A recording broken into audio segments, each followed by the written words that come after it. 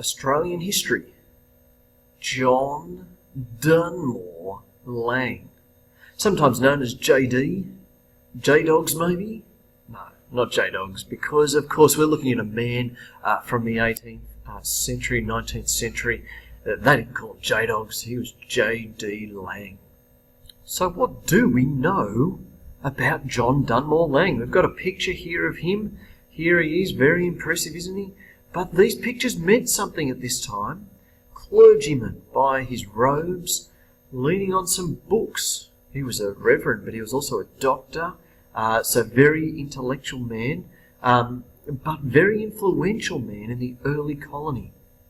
You see, if we were to learn a little bit more about him, here he is. He's from the Presbyterian Church. Now, that's what they're called today.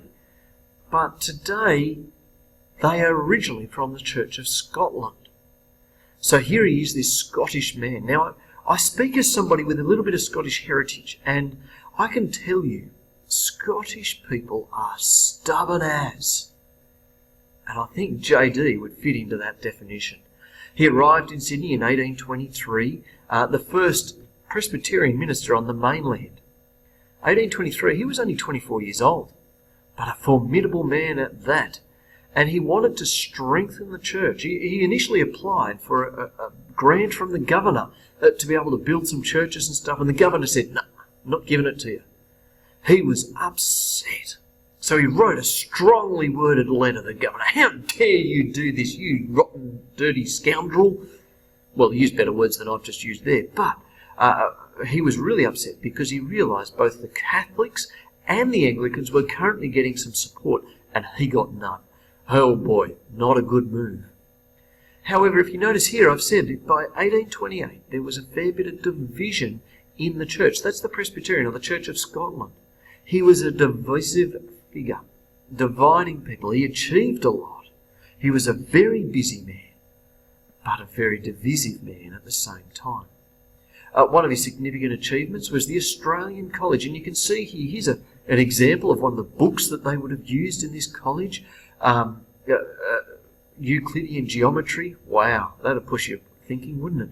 It started with him working with the Anglicans. He thought maybe the Prezzies could go with the Anglican Church into a school, and Broughton was looking at starting this school called the King's School, one of our oldest schools that still exists.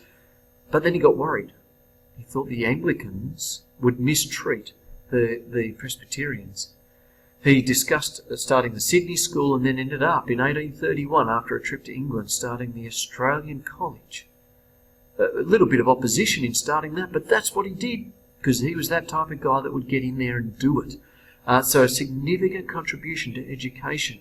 The Australian College didn't last much past 1850, but Presbyterian education still continues to this day. In Sydney, the Scots College and the Presbyterian Ladies College, and there's other examples of that throughout Australia. So concerned about education. But that tells you a little bit about him, the man, the Presbyterian man. He came into the Prezi Church and he was initially welcomed. And so he used this welcome and this influence that he had to actually go back to Scotland and England, and he looked at the people there and realised, hey, these people are in poverty. They should come out to good old Australia, or New South Wales as it was, and here they would get jobs and they would be needed. And he actually actively recruited Scottish migrants, people from the Highlands, tradesmen. With these tradesmen, he brought them out for the Australian College. And so the quality of the building was better than anything that had pretty well been done up to this point in Sydney, because he had good tradesmen. The Scottish people then became not just your convicts released, your free settlers, but your people of qualification and ability, so very significant. At the same time, he was concerned about Catholic influence. Here comes this sectarianism issue again.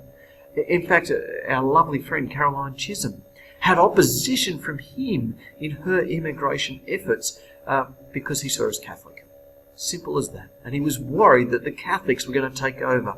This was not his want or his desire.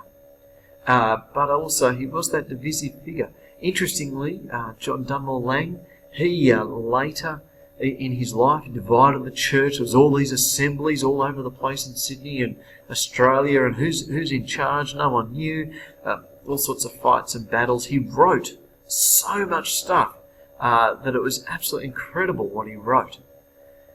In time, he also defended his son for fraud charges against the bank, and when he got a little bit upset, he wrote this really strong letter, ended up in jail for 6 months. That's not where you expect to see a Presbyterian minister, but that's where he went. And so we have this character, John Dunmore Lang, the man who did so much for Presbyterianism. And if you look at many of the early leaders, he was working with Parkes and co, heading up towards looking at being even a republic back in the 1850s, well before we were even a federation. But then also that influence of in prime ministers. Many of the prime ministers or their partners or wives were Presbyterian. Influence way above the size, say, of the Presbyterian Church today. So you see John Dunmore Lang and his roots and his starting of things really had an impact. He died in 1878 after many, many years of very, very busy work. Well, there you go, John Dunmore Lang.